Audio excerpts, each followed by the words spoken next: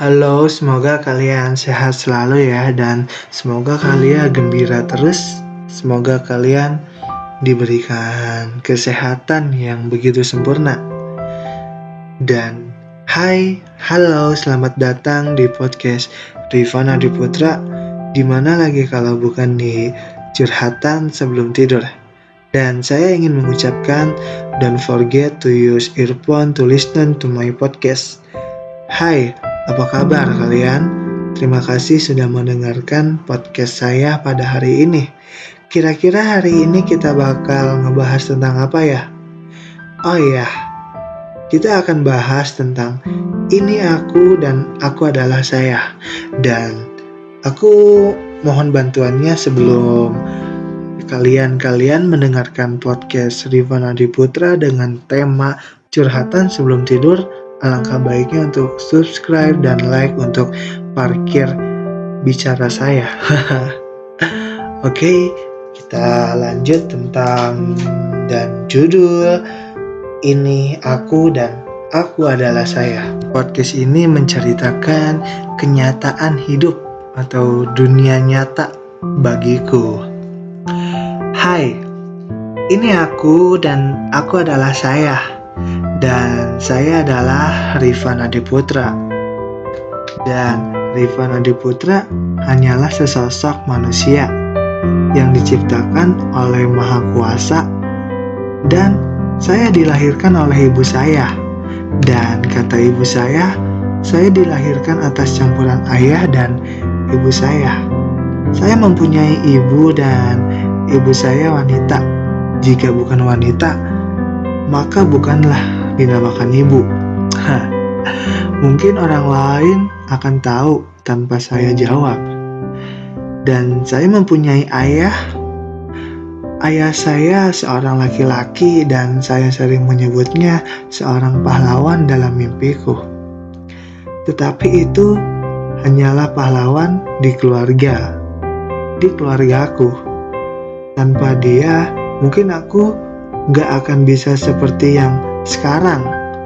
Dan aku dilahirkan di keluarga yang begitu nikmat. Ini menurutku dan ini bagiku. Karena setiap keluarga itu mempunyai spesial tersendiri. Saya dilahirkan di keluarga yang begitu sederhana. Andaikan saya bisa meminta, saya ingin dilahirkan di keluarga yang kaya, mapan, dan begitu spesial. Tetapi itu tidak ada. Saya lahir dengan tiba-tiba. Saya tidak ada dan saya tidak minta untuk dilahirkan oleh ibu saya dan dilahirkan oleh siapa, saya tidak minta. Tetapi saya dilahirkan dengan secara tiba-tiba, secara mendadak. Saya tidak tahu.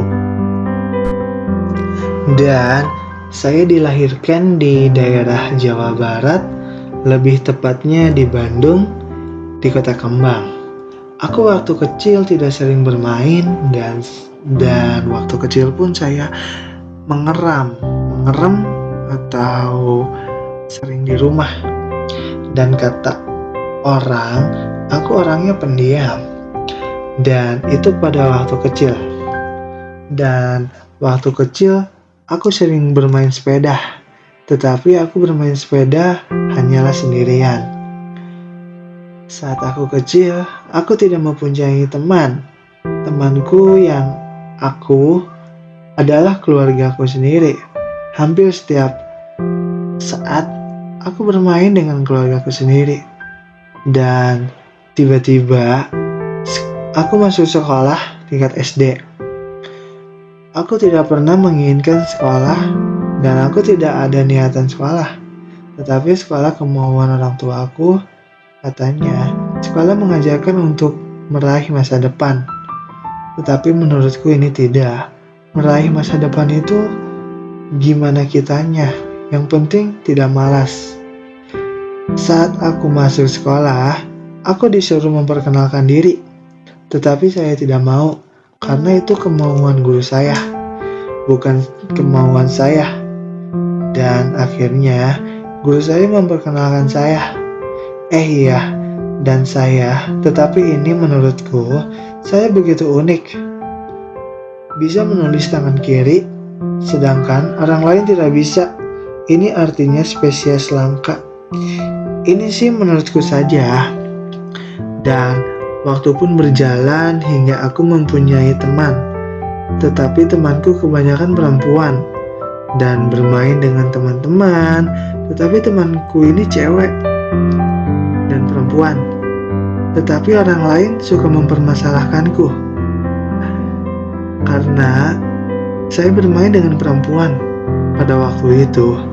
Dan menurutku sih ini it's okay and no problem. Tetapi yang aku herankan, kenapa orang lain berpandangan buruk dan menilai saya buruk? Kenapa orang lain mengurus hidup saya, tidak mengurus hidup masing-masing? Sempat pada waktu itu, aku dikatakan banci oleh teman laki-laki, teman kelas. Aku hanya bisa terdiam waktu itu. Mungkin itu candaan pada masa itu. Mungkin tidak ada bahan lagi yang untuk dijadikan candaan. Makanya aku hanya bisa terdiam karena aku tidak paham. Dan makin kesini aku akhirnya paham sekali. Dan kukira itu candaan, tetapi makin kesini makin melunjak, seperti menginjak harga diri saya. Saya memang pendiam, dan pada waktu itu saya berbicara kepada teman saya. Dan saya marah, seorang pendiam marah. Akhirnya teman-temanku terkejut dan mungkin agak heran sih. Saya hanya berbicara lantang, suara keras. Dan saya berbicara seperti ini. Berteman itu bukan dari segi fisik dan bukan dari segi perbedaan. Dan gimana cara agar bisa menciptakan kebersamaan? Saat teman-temanku mendengar dengan suara yang begitu lantang, langsung terdiam semuanya. Aku agak heran, bukannya aku menjadi seorang pemberani, bukan juga saya menjadi seorang sok pemberani. Tetapi kenapa setiap orang pendiam menjadi selalu diremehkan? Dan aku pun bingung. Dan mungkin aku di sini akan berbicara karena orang pendiam itu mungkin ketika orang yang biasanya pendiam atau hanya berbicara sepenuhnya saja marah, maka tamatlah kita melihat luapan emosi yang dia pendam selama ini. Orang pendiam terkesan memiliki kepribadian yang cenderung tertutup, cuek, dan tidak suka banyak bicara, sehingga banyak orang yang berpikir bahwa orang pendiam ini tidak memiliki emosi atau perasaan. Bahkan ada saja orang yang bertanya-tanya si pendiam ini bisa marah nggak sih sebenarnya. Di satu sisi saya sering mendengar bahwa banyak orang mengatakan orang pendiam kalau marah itu bisa lebih berbahaya daripada orang-orang yang tidak pendiam. Mungkin orang pendiam terkesan memiliki kepribadian yang sabar karena orang pendiam bisa menyimpan perasaannya. Itulah mengapa saya ketika Anda mengganggu orang pendiam, maka seringkali terkesan tidak merespon. Sebenarnya orang pendiam itu belum tentu sabar. Mereka bisa saja sedang marah, jengkel, atau kesal. Hanya saja saya lebih pintar dalam menyembunyikan perasaan. Percaya atau tidak, sifat orang pendiam yang tertutup dan jarang berbicara seringkali membuat orang lain jadi malas untuk berbicara. Dengan orang pendiam, hal inilah yang seringkali membuat orang pendiam jadi sedikit minder dan tidak jarang mereka kesal. Orang pendiam juga sering merasa stres karena mereka memang agak sulit bergaul dengan dunia luar. Orang pendiam memiliki dunianya sendiri, dan termasuk aku. Aku pun memiliki dunia sendiri. Dan orang pendiam selalu terkesan misterius dan seringkali membuat orang lain di sekitarnya menjadi penasaran. Hal ini dikarenakan orang pendiam merupakan sosok yang suka menyembunyikan masalahnya sendiri. Mereka jarang sekali menceritakan masalah kepada orang-orang di sekitar. Dan orang pendiam itu susah ditebak karena suka memendam semua perasaannya sendiri. Perasaan marah, jengkel, senang, sedih. Biasanya mereka hanya memendamnya sendiri. Ya, mungkin orang pendiam hanya menceritakan perasaan pada orang-orang yang benar, dianggap paling akrab. Sifat orang pendiam yang sering membuat mereka menjadi lebih berbahaya ketika mereka marah. Hal ini dikarenakan ketika seseorang diam saja, mereka sebenarnya menyimpan banyak sekali energi dalam tubuh dan pikirannya. Jika mereka melampiaskan semua energi yang disimpan, maka seseorang akan mengeluarkan energi yang jauh lebih besar, berbeda dengan orang yang suka berbicara. Maka, ketika orang tersebut marah mungkin tidak terlihat terlalu berbahaya, karena orang yang suka berbicara menggunakan energinya. Orang pendiam belum tentu memiliki kepribadian yang lebih sabar. Mereka memang lebih berbahaya jika sedang marah. Namun, apapun itu rasa marah harus dapat diatasi dengan segera dan bijaksana. Jika tidak, maka rasa marah akan berbahaya dampak negatif bagi seseorang. Banyak orang yang berbicara seperti ini. Jangan mengganggu orang pendiam, karena orang pendiam akan menakuti, marah yang sangat menakuti. Tetapi halnya itu tidak. Hanya orang pendiam itu sedang diuji kesabaran. Dan saya mungkin di sini ada orang yang memiliki kecenderungan kekurangan emosi. Seperti misalnya orang yang bingung berbicara. Dalam hal ini mungkin kita akan ibaratkan saja sebagai autis. Dan orang yang hiperaktif, keduanya memiliki kecenderungan emosi yang sama, yaitu emosinya meledak-ledak apabila dikeluarkan. Tapi biasanya orang yang memiliki kebutuhan khusus ini selalu menahan emosinya. Itu sebisa mungkin karena ingin terlihat normal oleh orang lain, karena sikap pembeda yang dilakukan oleh orang lain terhadap diri mereka lah yang akhirnya membuat mereka melakukan apapun agar orang lain terhadap diri mereka, yang akhirnya mereka melakukan apapun agar bisa terlihat normal. Sering dilecehkan, sering diejek, sering dijahili, dan banyak lagi kejadian buruk yang menimpa kalangan orang-orang yang memiliki kebutuhan khusus itu. Apakah kalian pernah melihat orang yang pendiam, lalu ketika suatu saat ia marah, emosinya langsung meledak dengan begitu hebatnya?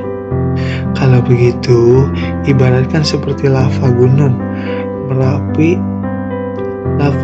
Merapi yang tiba-tiba menyembur dengan dahsyatnya ke permukaan bumi. Itulah emosi yang pendiam.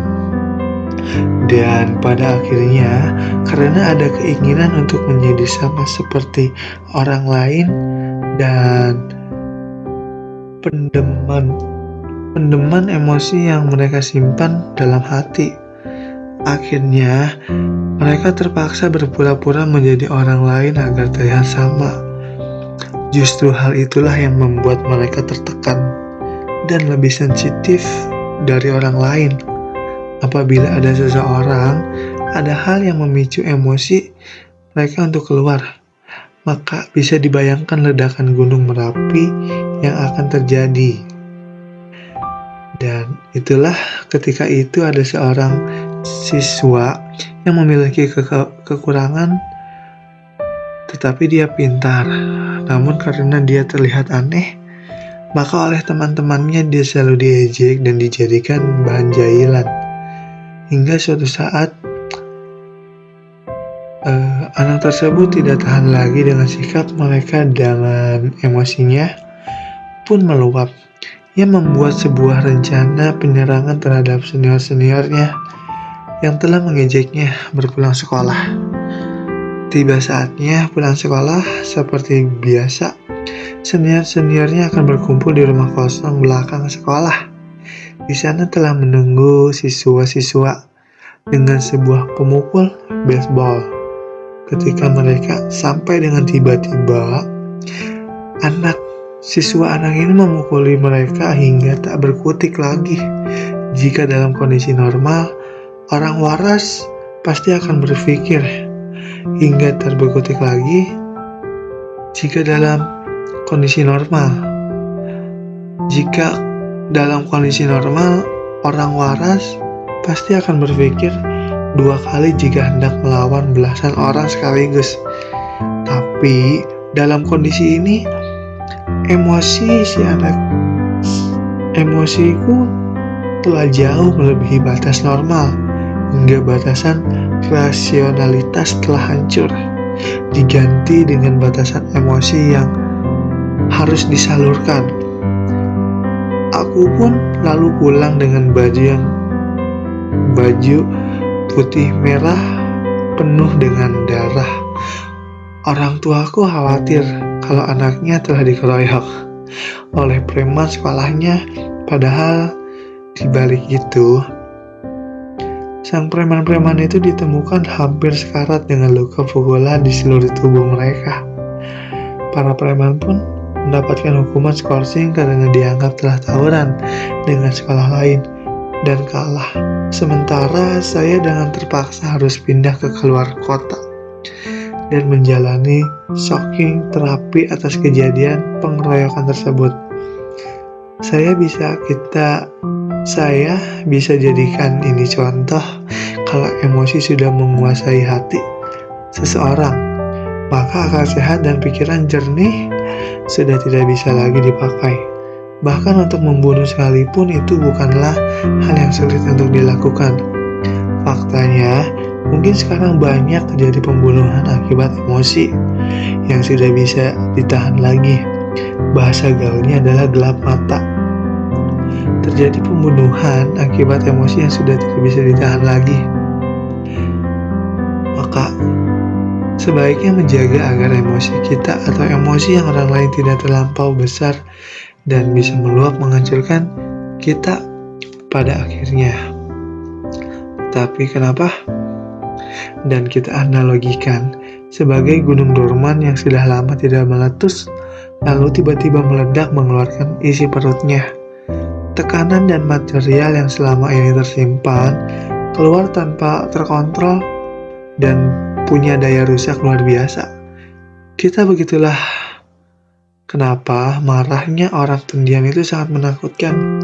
Itulah orang yang selama ini tidak banyak tingkah, terlihat sabar, jauh dari omongan yang berisik, lalu tiba-tiba ganas. Pasti akan bikin kaget dan bikin orang-orang di sekitarnya menjadi takut karena ekspresi yang demikian jarang sekali terlihat. Biasanya orang pendiam marah itu akan benar-benar menumpahkan segala emosinya sehingga terlihat jauh lebih menyeramkan daripada yang biasanya mencak-mencak tiap hari.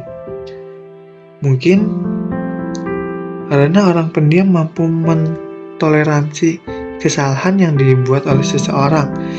Jikalaupun marah, orang pendiam biasanya akan menahan diri atau menyembunyikan dengan baik karena tidak ingin menimbulkan konflik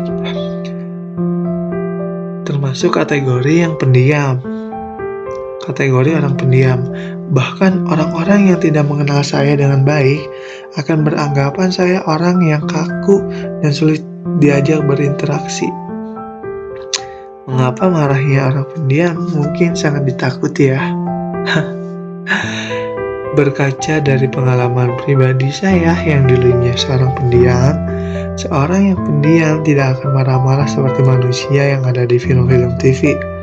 Marahnya pendiam akan diam dan tidak berkata apa-apa.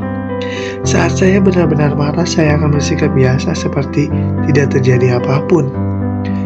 Namun akan menghindari kontak yang si tersangka sebut saja saya sedang marah karena dia melakukan kesalahan pada saya.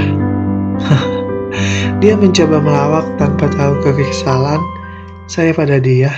Alhasil dia meledak bahkan membanting barang, namun mengetuknya dan menangis sejadi-jadinya. Saya benar-benar tidak bisa mengontrol yang saya pendam seminggu belakangan itu. Saya pribadi jarang marah, namun jika marah mungkin itu lebih bisa disebut kecewa dan bukan ditakuti. Namun jika marahnya tidak segera diatasi, mungkin saya akan benar-benar pergi. Ya, kenapa ya? Kenapa saya dulu menjadi orang pendiam? Karena mungkin ada hal yang aku takuti. Seorang pendiam itu malu, tapi ada dua alasan sih. Pertama, karena efek shock. Secara umum, orang takut akan perubahan, apalagi perubahan menjadi mendadak yang signifikan. Kedua, bisa karena emosi yang terkumpul dan akhirnya meledak, sehingga marahnya cenderung melebihi orang yang sering marah. Dan saat telah kejadian itu, saya pun pindah keluar kota dan pindah sekolah.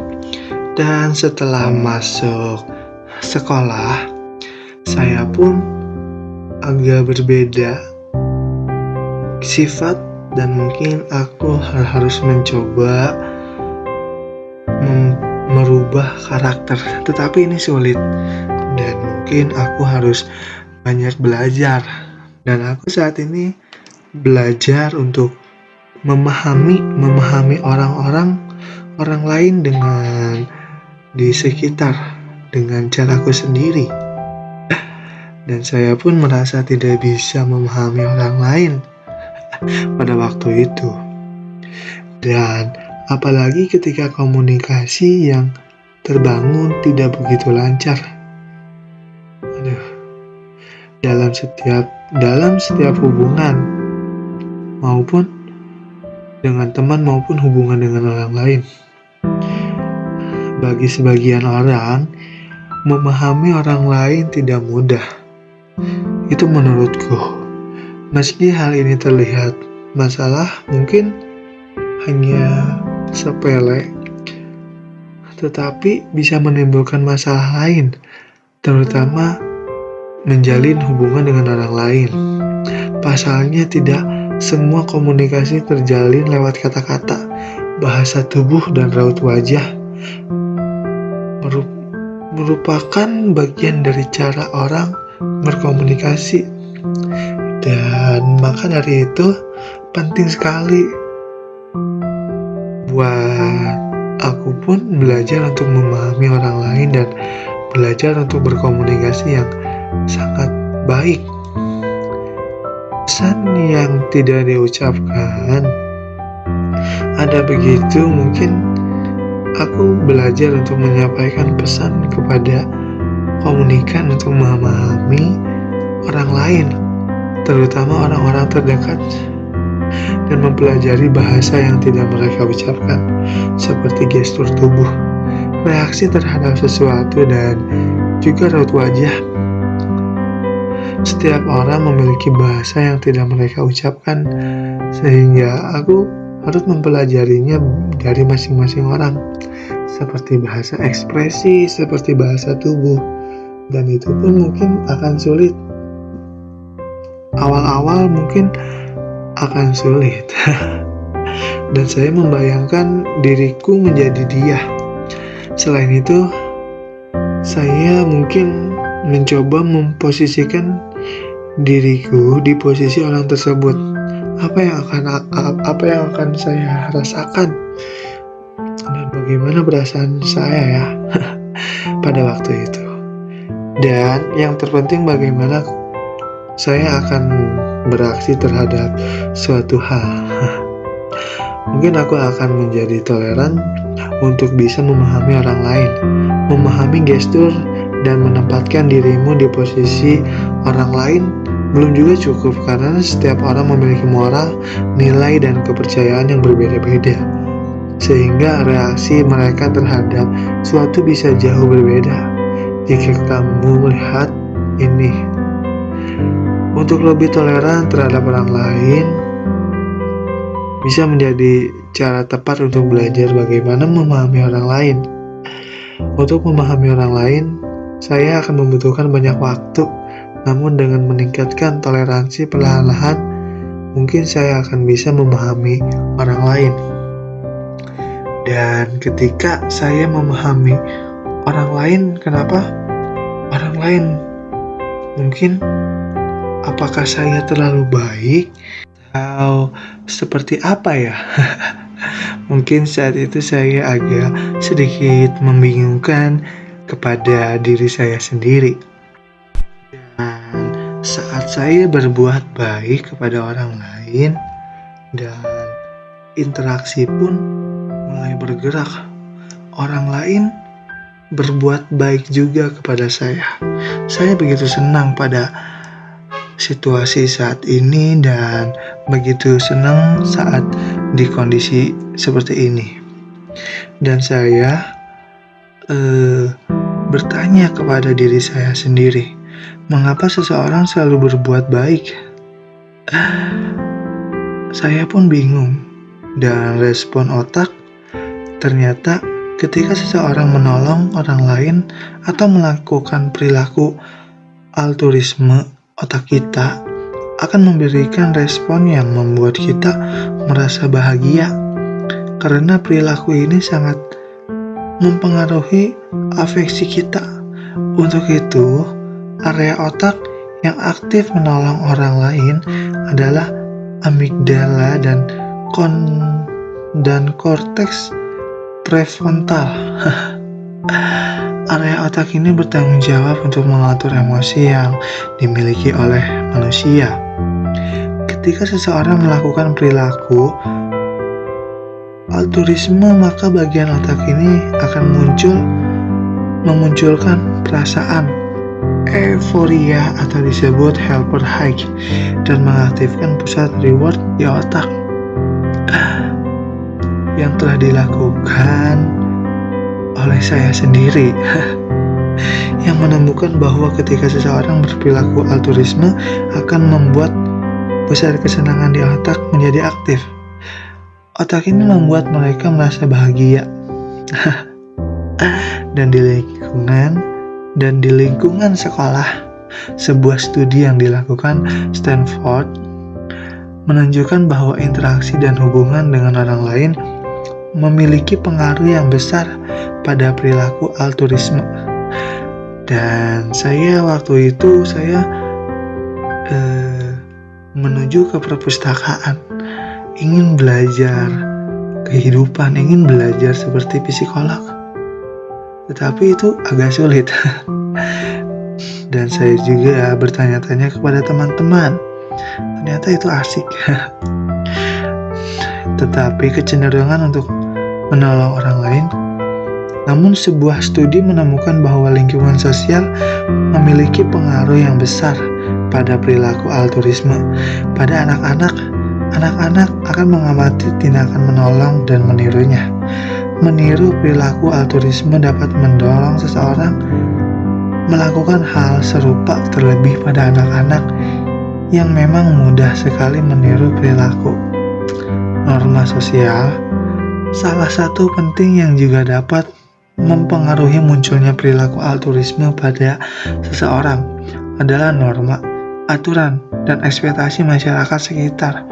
Manusia akan cenderung merasa gak enak atau merasa harus membantu orang lain jika orang tersebut sudah melakukan sesuatu untuknya. Ini merupakan contoh dari norma timbal balik. Perasaan ini yang ternyata dapat memunculkan keinginan untuk menolong orang lain. Namun perlu disadari juga bahwa altruisme merupakan perilaku yang dilakukan tanpa pamrih atau mengharapkan sesuatu. Jika adanya perasaan tidak enak, kamu bisa belajar untuk memperbaiki diri kita. Dan pada waktu aku sering menolong kepada orang lain, tetapi orang lain terkadang suka tidak menyadari atas pertolongan saya, ataupun tidak ada timbal balik. Saya tidak perlu timbal balik, tetapi perlu untuk yang namanya penghargaan. Orang itu tidak menghargai atas penolongan saya, dan aku bingung pada orang itu. Tetapi masih ada aja orang yang seperti ini. Dan saat saya menghilang dari yang namanya sifat pendiam, dan saya sekarang agak ceria, dan saya sering berbicara. Tidak pada waktu sekolah lamaku, saya orangnya pendiam, dan orang lain pun tidak perlu tahu cerita lamaku. Cukup saya saja dan mungkin kalian. Ya, itu pada waktu itu. Dan singkat cerita saya telah memasuki sekolah tingkat SMP, sekolah menengah pertama, dan hanya sama saja seperti SD, harus memperkenalkan diriku sendiri. Tetapi saya tidak mau memperkenalkan diri saya kepada orang lain. Cukup orang perantara yang memperkenalkan diri saya. Saya tugasnya hanya sekolah dan sekolah pada waktu itu. Dan saat telah memasuki sekolah, dan rencana pun berubah. Yang asalnya sekolah hanya sekolah, dan waktu itu berubah. Saya masih saja tetap dibully, dilecehkan, dan saya berubah. Saya harus berani. Dan waktu itu saya harus berani. Saya melawan teman-teman saya, walaupun teman kelas, demi penghargaan harga diri saya. Dan saat saya melawan, semua orang menakuti saya, dan saya menjadi orang yang dihargai, dan orang pun segan kepada saya. Tetapi, dan anehnya, kemana saja saya melakukan hal itu, kemana saja saya melakukan, orang lain akan melakukan hal itu. Seperti pemimpin yang pada kerajaan zaman dulu. Saya bukannya di sini senang atas penghargaan ini, tetapi aneh kepada manusia-manusia yang beranggapan kepada manusia yang sedang di posisi di bawah. Saya tidak pernah memiliki aspek atau memiliki pendapat dan penilaian orang culun. Orang culun itu dia tidak berani apa-apa. Saya tidak pernah berpikir seperti itu. Saya berpikir orang yang di posisi bawah, orang yang tidak berani akan berani melebihi dari pemberanian saya. Saya memiliki seperti itu. Maka dari itu saat saya dianggap oleh orang lain, saya cukup berani. Saya berani, tetapi saya tidak berpikir saya mengancam kepada orang-orang yang di posisi bawah atau orang yang memiliki sifat ya culun ya seperti itulah. Saya tidak memiliki beranggapan seperti itu. Ya, saya saat di posisi ini dan saat di kondisi ini orang-orang lain segan kepada saya masih memiliki sifat seperti ini. Masih memiliki sifat belajar memahami orang lain, belajar menghargai orang lain, karena ketika saya menghargai orang lain, mungkin orang lain akan timbal balik menghargai orang lain. Tetapi saya tidak pernah menginginkan dia akan timbal balik menghargai orang lain. Tapi saya mempunyai konsep seperti ini. Memiliki konsep dan prinsip seperti ini. Ketika saya menghargai kamu dan kamu pun tidak menghargai saya, itu is okay and fine. Tetapi kamu ketika tidak menghargai orang lain, berarti itu masalahnya di kamu. Saya mungkin cukup terdiam dan saya cukup menghargai orang lain saja. Tetapi kalau dia tidak menghargai orang lain, berarti itu masalahnya di dia. Saya pun masih memegang prinsip dan konsep ini. Yang penting saya menjalankan, dan yang terpenting saya menghargai orang di sekitar, menghargai orang lain. Tapi masalahnya kalau saya tidak menghargai dia, kalau saya tidak menghargai orang lain, itu masalah besar. Berarti saya tidak memiliki jiwa menghargai orang lain. Dan saya pun tidak mempunyai timbal balik. Itu adalah masalahnya di mereka. Itu masalahnya di orang lain. Dan singkat cerita, saya beranjak ke remaja atau ABG. Dan pada waktu itu saya ingin yang namanya mencintai seseorang. Kenapa ya? Seseorang yang memulai hidupnya di kondisi remaja atau di umur 17 tahun, 18 tahun, mereka ingin mempunyai atau ingin berpacaran. Kenapa ya? Dan ini pun ini tentang dia. Awal memang begitu manis, dan di awal pun memang begitu indah, seperti menemukan bidadari yang turun dari langit. Dan ini tentang dia yang kataku manis, dan dia kataku begitu cantik, dan dia pun yang begitu indah. Dan ini yang menurutku pertemuan yang paling indah. Dan saat ini yang aku kira hayalan, ternyata ini memang terwujud, memang betul terwujud. Indah, aku dipertemukan sama dia, dan saat inilah hatiku yang begitu bahagia. Bahagia bertemu dengan dia. Aku belum kenalan pun sudah bahagia. Dan dia satu sekolah denganku. Begitu terima kasih padamu ya Tuhan. Dan kali ini aku menjalani di mana fase terindah, seperti tersenyum sendiri yang sudah terotomatis. Aku pun mulai untuk tantangan ini. Aku mulai berjuang untuk keinginanku, karena keinginanku ingin memiliki dia. Aku awal ini dan ada rasa ingin mengetahui dia, dan sudah menjadi penasaran untuk saat ini. Dan aku saat ini memulai untuk memperjuangkan dia.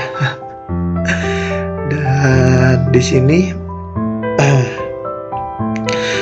sini pun saya sudah memasuki yang namanya sekolah tingkat SMA, sekolah menengah atas.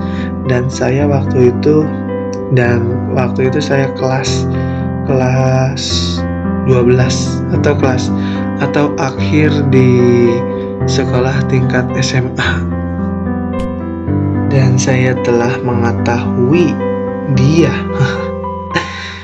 Akhirnya yang aku hayalan ternyata terwujud. Bisa dipertemukan dengan dia, dan saya dipertemukan dengan dia di kantin. Aduh, dan dia mulai bertatapan dengan saya. Senyum manisnya yang tidak pernah terlupakan hingga saat ini. Dan saat aku memperjuangkan dia yang begitu sikapnya tertutup, hingga aku pun begitu sulit untuk bercerita dengan dia. Tetapi aku tidak akan menyerah. Yang namanya laki-laki sudah ditakdirkan untuk memperjuangkan, dan wanita pun berhak untuk memilih walaupun dia sikapnya tertutup. Mungkin dia sikapnya tertutup ada di posisi malu karena, atau mungkin bagiku wanita itu memiliki tingkat malu yang sangat tinggi, dan aku pun tidak bisa terdiam. Aku yang katanya ingin memiliki dia, aku yang harus berjuang lah. Dan saat aku mencoba untuk memulai mengobrol dengan dia, ternyata penilaianku salah.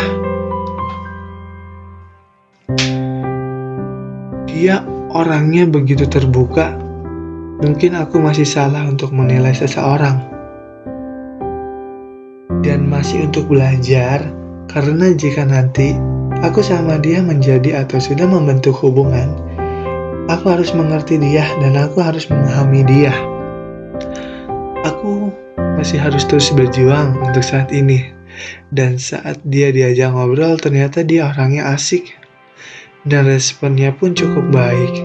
Singkat cerita, aku mengajak ngobrol dia. Dan aku pun berkenalan dengan dia walaupun udah 2 tahun sekolah. Aku belum kenal dengan dia, dan saya pun saling kenal. Dan mungkin perasaanku ke dia mungkin menarik dengan jawaban yang menarik ya. Dan agak menggantung.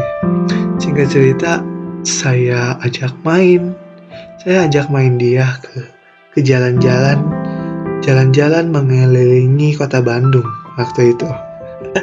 Dan saya waktu itu singkat cerita PDKT sekitar 10 hari. Pendekatan saya ke dia 10 hari. Ya, hampir setiap saat, tidak jauh dari chattingan di WhatsApp, tidak jauh mengajak main, tidak jauh mengantarkan pulang, tidak jauh untuk mengantarkan sekolah bareng, karena aku dan dia sekolah pun bareng. Dan saat aku pun mengungkapkan perasaan ini ke dia. Bagaimana jika aku memiliki dia dan jika aku pacaran dengan dia? Dan dia berbicara dengan jawaban dia belum siap untuk pacaran. Dan dia bilang padaku, suatu saat nanti pasti nerima kamu kok. Kan kamu orangnya baik. Dan saat waktu itu aku mungkin agak, bahasa gaulnya agak baper. Laki-laki mana dengan jawaban wanita idaman, jawabannya seperti itu. Oke lah. Dan aku menjawab, iya, aku akan menunggu sampai kamu bisa menerima aku. Dan disinilah aku yang namanya menunggu.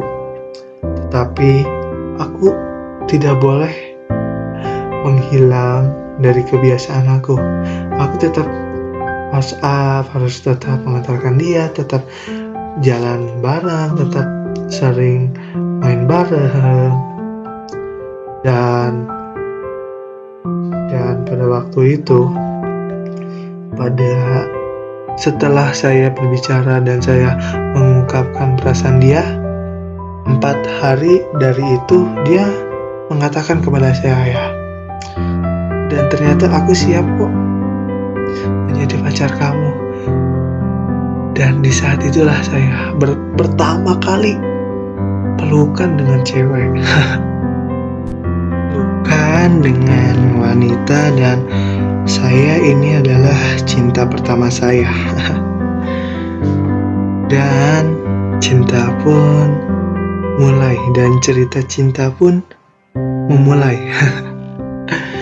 Tetapi saya ingin memiliki cinta sejati. Alasan saya di balik cinta sejati, dan ini pun dia sumpah sepenuh hati aku. Dari hari ke hari, aku penuh dengan pikiran hasilnya. Dari hasratku terhadap beberapa orang yang cantik, berharap aku mendengarnya sebagai belahan jiwaku. Jadi, aku bisa bersumpah, itu benar dan dimaksudkan untuk bertahan seumur hidup sampai maut memisahkan. Mungkin, apakah secara emosional aku kalah? Hanya karena aku punya perasaan bahwa tidak ada orang cantik lain di sekitar itu bisa memuaskan perasaanku. Bagiku, kamulah satu-satunya layak untuk diberikan sepenuh hati dengan kesenangan dan kebahagiaan seutuhnya. Memiliki belahan jiwa untuk berbagi porsi aku denganmu. Baik atau buruk, kita tetap menyatu meskipun kita belum bertunangan atau tidak bisa mati dalam pikiran. Hanya untuk diriku sendiri, aku harus membayangkan seperti aku dan kamu adalah satu. Dan akhirnya, aku harus menulis bagian ini. Harus memulai menulis cerita cinta ini. Hal yang terbaik yang ingin kubagikan adalah dapat mengungkapkan perasaan yang penuh hati kepada kamu, sepenuh hati kepadamu, terlepas dari ikatan di antara kita. Anggap salah atau benar, itu kebenaran yang sebenarnya dari lubuk hatiku. Kamu layak membuat janji yang abadi. Aku mengakui bahwa aku tidak terlalu mengenalmu, tetapi kenyataannya adalah hatiku terus tertuju padamu. Entah sadar atau tidak, aku terus memikirkanmu, bahkan di sela-sela mimpi tidurku. Apakah mungkin bagi aku, karena sepenuh hati aku terhadap kamu, memberi gambaran tentang dirimu? Itu terlihat asli dan murni. Haruskah aku menyebutnya cinta? Aku masih tidak yakin gaya hidupmu bagiku adalah salah satu yang terbaik. Dimiliki oleh beberapa orang dan kemungkinan besar yang beruntung. Namun, pria paling beruntung adalah salah satu yang akan memilikimu sebagai belahan jiwaku. Aku ingin kau tahu itu. Dan aku jujur, aku belum terlalu kenal dengan kamu, dan aku belajar untuk mengerti kamu, dan aku belajar memahami kamu, dan aku belajar untuk mengenali sedalam-dalamnya kamu. Terlepas dari perbedaan di antara kita, baik itu dalam hal hobi dan impian, itu bahkan tidak membawa batasan kecil untuk perasaan, dan sepenuhnya hati yang kumiliki untukmu, cinta yang kumiliki ini utuh dan nyata, akan tetap sama walau langit runtuh sekalipun. Tidak ada kata yang cukup menggambarkan kamu. Itu akan menjadi novel yang menyentuh hari tanpa akhir. Dan jika ada tertulis, jika ini sebuah film romantis, ini akan memiliki seri tanpa akhir, akan terus berlanjut tanpa akhir, tanpa episode berakhir, akan beribu-ribu episode, berjuta-juta episode. Mungkin tidak terbatas karena cinta sejati itu abadi. Aku sedang mengenalimu dan aku belajar mengenalimu, dan ternyata sahabatmu banyak. Sulit untuk mengata siapa yang kamu cintai atau siapa yang memiliki cinta sejati. Aku akui itu kamu berhak memilih yang terbaik. Pilihlah yang buatmu nyaman dan bahagia, bukan sekedar kesenangan belaka yang dituju.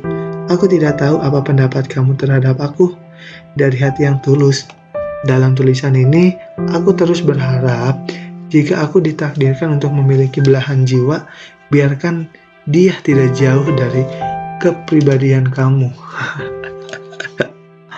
Dan sulit untuk dijelaskan orisinalitas dan manisnya bahwa kamu tampaknya memiliki bahkan dari penampilanmu. Beruntung orang itu sungguh dalam adegan cinta sejati, dalam gerakan emosional, dari sentuhan romantis yang tak ada habisnya, merasakan kamu sepenuhnya. Jika aku melampaui batasan, hanya akan berujung pada hal yang kotor. Setiap kali aku memikirkan ini, aku berharap aku yang beruntung. Aku pengen seperti itu. Aku saja yang beruntung. Apakah satu-satunya pikiran yang aku miliki di otak aku? Memiliki momen-momen manis yang tidak bisa membayangkan sebuah mimpi menjadi momen nyata. Dan aku mencintaimu. Sejujurnya aku mencintaimu. Meskipun mungkin tampak sulit untuk dijelaskan, perasaanku hanya dalam kata-kata. Jika aku diberi kesempatan itu, tidak ada orang lain selain kamu untuk mengeksplorasi emosi kamu. Mungkin saat itulah kamu akan mengakui bahwa emosiku terhadap kamu itu tulus. Percayalah, aku mencintaimu. Aku yakin kamu juga menyadari bahwa aku cinta kamu. Dan mungkin pikiran liar apakah yang aku miliki di hadapan kamu, namun dengan cinta sejati sebagai alasan dibaliknya. Tetapi aku memiliki cinta sejati pada waktu itu. Dan pada waktu itu saya pun mulai yang namanya berpacaran, jalan bareng. Dan mungkin setelah saya menjalani pacaran, dan singkat cerita saya telah berpacaran selama 1 tahun. Dan sekolah pun saya sudah lulus. Dan saat saya menjalani pacaran setelah 1 tahun, seperti merasakan kesepian. Dan aku berbicara kepada pacarku dan berbicara kepada dia. Aku ada pesan untukmu jika kamu merasakan kesepian. Dan terkadang ada saat dimana semua menjadi serba salah, sepi, sunyi, sendiri, hilang. Kita pun terkadang tersadar sendiri bahwa terkadang sulit dan bahkan sulit untuk mengerti perasaan diri sendiri. Aku mengerti dan paham bahwa dunia terasa sangat besar. Dan mungkin kau benar-benar merasa kesepian.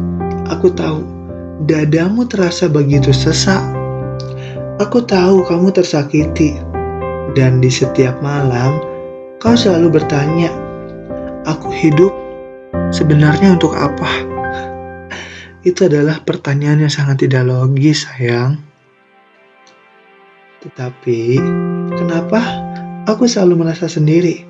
Dan kapan kesedihan ini akan berakhir? Semua orang mengira mereka tahu siapa dirimu, dan kau begitu takut akan masa depan, membuat orang yang kau sayang kecewa, dan mungkin nanti akan kehilangan mereka. Mungkin kau tak akan percaya, tapi dengar apa yang kukatakan. Semua cobaan yang kau alami hari ini, semua lelah hari ini, percayalah bahwa kerja keras tidak akan mengkhianati hasil. Semua itu akan membuatmu jauh lebih kuat, jauh lebih dewasa, mandiri, dan lebih bijak dalam berpikir. Mungkin kamu mempunyai teman. Kamu banyak teman, banyak sahabat. Aku hanya ingin ke sana. Sebenarnya, jika kamu kesepian, aku mungkin ingin ke sana memelukmu dan memberitahumu bahwa semuanya akan baik-baik saja, bahwa kamu tidak sendiri. Banyak orang yang menyayangimu. Aku pun menyayangi kamu sepenuhnya. Bangga bisa mengenalmu. Teman kamu, sahabatmu bangga bisa mengenalmu. Jadi jangan terlalu khawatir tentang masa depan. Lakukan yang membuatmu bahagia dan jangan pernah kesepian, karena kamu spesial, kamu penting, dan tolong jangan pernah lupakan ini. Sebenarnya aku ingin mengucapkan ini, I love you. Aku pada waktu itu dan aku seperti merasakan kesepian. Tetapi tenanglah, semua jika kamu ingin sendiri maka sendiri saja, dan mungkin kamu memerlukan waktu untuk kesedihan itu. Tidak apa-apa, itu is okay. Itu lebih baik, itu baik untuk diri kamu. Dan tetapi ketika kamu sudah menyendiri, janganlah menimpa kegalauan itu yang sangat berlebih. Karena kegalauan yang sangat berlebih itu tidak baik, akan membuatmu depresi, akan membuatmu kesedihan itu bermuncul-muncul berkali lipat. Dan pada waktu itu aku berbicara kepada Yang Maha Kuasa dan berbicara kepada Yang Sang Pencipta. Tuhan, izinkan aku mempertahankan cinta ini. Tuhan, apa yang harus aku lakukan? Tetapi Engkaulah satu-satunya tempat yang menenangkan hatiku. Tuhan, izinkan aku untuk memperjuangkan cinta ini. Cinta yang indah ini, cinta yang dapat terbalaskan, cinta yang sangat tulus, cinta yang saling mencintai satu sama lain tanpa keraguan, cinta yang benar-benar murni hadir dari belah pihak, cinta yang tumbuh sangat kuat, cinta yang ingin membuat orang yang dicintai merasa nyaman, cinta yang saling menguatkan, cinta yang murni, jernih, cinta yang dapat saling mengerti dan memahami, cinta yang saling mendukung kesuksesan, dan cinta yang menyerahkan kepada kebaikan dan mengarahkan kebaikan, cinta yang tidak menuntut ini dan itu karena ini adalah itu.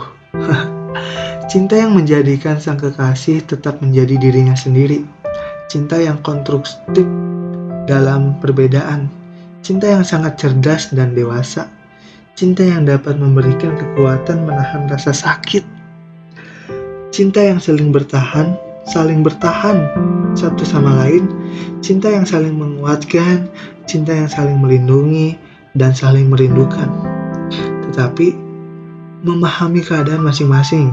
Cinta pertama kali kurasakan sangat dewasa, dan cinta yang ini adalah yang sangat indah. Jadi Tuhan izinkanlah aku untuk mempertahankan cinta ini. Dan akhirnya gue ngerti yang namanya rasa mencintai dia. Karena dia aku belajar apa artinya memiliki. Dan memiliki pun aku rasain. Seandainya aku dari dulu memiliki cinta ini, mungkin dulu akan sesenang mereka. Tapi aku sudah senang saat ini. Dan ini adalah jalan terbaik buatku. Aku sangat senang telah menerima keputusan dia saat dia mau menjadi pacar saya, mau menjadi dan mau berjuang cinta ini. Ingin rasanya merangkuhmu dalam pelukku setiap kedua mata kita beradu. Sebab aku tak mampu bersibku dengan rindu yang kerap mengisah ku lewat hadirmu. Dan saat cinta ini sedang rapuh, saat cinta ini sedang tidak baik-baik saja, saya kenapa ya? Dan saya bilang, kamu tidak pernah mengerti kenapa ya? Saat ini kamu tidak pernah mengerti. Dan aku bercerita kepada Yang Maha Kuasa, Tuhan, kenapa ya hari ini aku bingung? Tuhan, kalau aku berdoa untuk bisa bersatu lagi dengannya, itu terlalu lanceng. Setidaknya tolong hilangkan hadirnya dari hari-hariku. Jangan hapus untuk bahagia dirinya. Dan tolong kuatkan hatiku untuk bisa menerima semuanya. Kalau mencintai adalah merelakan, mungkin sudah menjadi satu perihal itu. Tidak pernah memaksakan atau menjadi sekedar datang butuh. Dan kalau butuh pun aku sudah senang. Memang haknya dan mungkin bukan buat dimiliki, mungkin jauh lebih dalam dari sekedar memiliki. Mungkin rasa manusia lain tidak pernah paham dengan rasa ini. Selalu bilang kalau memang kamu udah gak sayang aku, biarkan aku saja yang sayang. Mungkin kamu emang udah gak ada rasa, sudah tidak apa-apa, biarkan rasa ini cukup saya saja sendirian, aku aja sendiri. Mungkin aku sudah di titik dimana rasa sayang aku tidak lagi butuh timbal balik. Ya sudahlah, kemanapun kamu pergi, kemanapun kamu mau, silahkan pergilah. Dan terbanglah setinggi-tinggi dan sejauh mungkin. Biarkan aku di sini yang akan menjagamu dan memperhatikanmu dari jauh. Tuhan, kenapa cinta ini seperti ini? Bantulah aku, Tuhan. Mungkin ini rencana Tuhan yang paling baik. Mungkin untuk bersatu sudah tidak ada, dan untuk bersatu pun itu sudah hilang. Mungkin masih ada kebersamaan, bersatu, berdua, dan berharap, dan cari aku sebutuhmu saja. Aku di sini tidak pernah pergi, tetap di sini di bawah bayanganmu. Dan mungkin sedikit tidak terlihat capek, mungkin tidak. Buatku, kamu ada di sampingku saja itu sudah cukup. Dan melihatmu bahagia, meski terkadang bahagianya bukan dariku. Mungkin katamu, kamu tidak membahagiakanku. Tapi di posisiku sekarang aku bisa apa? Namanya juga cinta sendirian. Jadi tidak usah kaget lagi kalau memang kisah ini hanya berjalan satu arah. Maaf, aku sudah menjadi beban setiap harimu dan setiap bahagiamu. Tidak perlu kamu balas, cukup kamu tertawa dengan siapapun yang bisa membuatmu tertawa. Karena aku ini hanya bisa menjadi penikmat senyummu, bukan pemilik senyummu. Kalau kita pisah denganmu, Tuhan punya rencana baik. Aku cukup meminta kepada Tuhan. Tuhan, tolong beri aku rencana yang paling buruk agar aku bisa bersama meskipun hariku akan kelam. Karena demi sedalam-dalamnya aku tidak pernah siap kehilangan. Belum siap untuk kehilangan kamu. Kali ini aku egois untuk tidak mau pergi. Dan hanya sisa aku sendirian, tanpa balasan, tanpa manusia yang aku sayang. Dan kepergianmu, aku akan pantau, agar aku bisa tahu bagaimana kabarmu, keadaanmu, kalau lagi bahagia di sana. Dan aku akan tetap di sini. Tapi kalau lagi patah, akulah orang pertama yang akan datang untuk lukamu. Walaupun harus mengorbankan diriku sendiri, setidaknya kamu yang harus sembuh. Walaupun harus kehilangan diri sendiri, setidaknya kamu yang harus tetap hidup. Namanya juga cinta sendiri. Cukup kamu tahu dan juga tidak usah kamu dimengerti. Gak usah dimengerti. Namanya juga cinta sedang tidak baik-baik saja. Dan saya sedikit belajar menghargai dia, memahami dia, dan akhirnya aku bisa melewati itu semua. Karena pantangan cinta itu bukan saat dia berjuang cinta itu, tetapi gimana cara untuk mempertahankan dia. Dan aku pun akhirnya bisa bertahan dengan kamu ya. Anda tak perlu bertanya mengapa saya mampu bertahan dengan Anda. Sedang jarak begitu nyata terlihat dan temu menjadi angan semata. Anda tak perlu bertanya mengapa saya enggan meninggalkan Anda untuk wanita lain. Padahal berpaling menjadi hal paling bisa saya lakukan kapan saja.